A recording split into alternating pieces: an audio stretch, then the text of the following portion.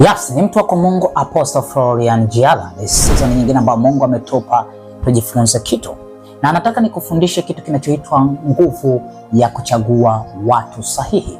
Mafanikio ya mtu yamejikita sahihi sana.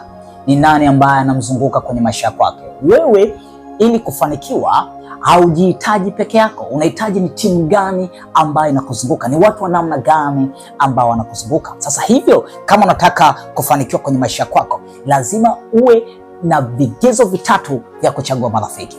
Namba moja, rafiki ambao unatakiwa kumchagua na kumsogeza karibu kwenye maisha yako, hakikisha kabisa hana wivu na mafanikio yako, hana wivu na hatua yako yoyote, kwa sababu Biblia inasema katika Yakobo 3:16, palipo na wivu na magomvi ni chanzo cha machafuko na kila tendo baya.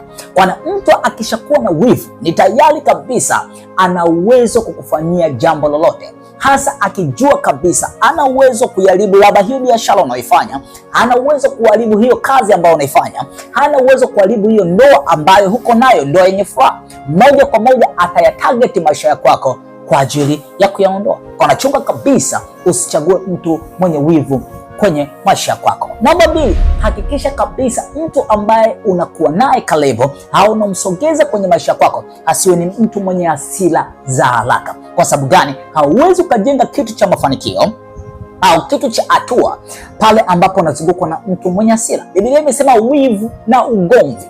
Mtu mwenye hasira moja kwa moja mara nyingi wanakuwepo ni watu ambao wanaweza kuchochea magomvi. Kwa moja kwa moja anaweza kaingiza magomvi kwenye biashara ambayo unaifanya. Anaweza kaingiza magomvi kwenye kila kitu cha hatua ya maisha yako. Hivyo kupelekea distraction, hivyo kupelekea uharibifu wa maisha ya kwako. Wanahakikisha kabisa asiwe ni mtu mwenye hasira karibu. Na namba tatu, asiwe ni mtu mwenye ushauri mbaya. Maana uharibifu wa kitu chochote au anguko la kampuni yoyote au anguko la taifa lolote au anguko la ndoa yoyote ni ushauri mbaya ambao mtu anaweza kawa anaupokea kwa watu wake karibu ambao anawaamini. Biblia inasema katika Samueli wa 2:13, hapa tunaona watu watatu. Tunamwona mtu anaitwa Absalom, tunamwona mtu ambaye anaitwa Amonia, tunamwona mtu anaitwa Tamali na tunamwona mtu anaitwa Yonadab.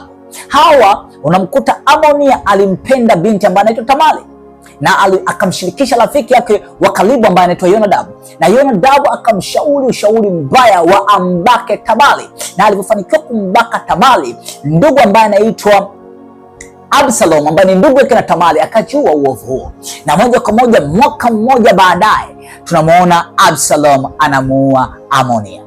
Kwa Amonia ushauri mbaya wa rafiki yake Yonadab unampeleka kwenye mauti. Ni marafiki wengi wanaopeleka watu kwenye uangamivu. Ni marafiki ndio wanaoingiza watu kwenye kutumia shisha. Ni marafiki ndio wanaopeleka watu klabu na wanaharibu hela na wanaharibu makampuni. Ni watu ambao wanaoingiza watu kwenye vitu. Be wise. Sogeza karibu wale watu ambao wanakushauri jambo ambalo linaenda kukuletea matokeo mazuri. Wale watu wanaokushauri uwekeze sehemu sahihi. Wale watu wanaokushauri hela yako uinvest. Wale watu ambao wanakushauri mazuri. Wale watu ambao wanakushauri kusamehe ndoa yako, kushauri mema na mazuri. Lakini yoyote ambaye anakushauri kwenye mabaya, kata kwenye maisha yako. I sign out. Ni mtu wako wa Mungu Apostle Florian Jiala. Tukutane kwenye season ya pili. God bless you. Kwa wanafamilia wa Jesus Embassy, tafadhali subscribe kwenye alama hiyo nyekundu, gusa, alafu bonyeza pia alama hiyo ya kengele ili kuwa wa kwanza kupata video hizi za mafundisho ya Mungu. Pia unaweza kutupata katika mitandao ya kijamii kama Facebook, TikTok na Instagram kwa jina hilo hilo la Apostle Florian Jiala. Karibu.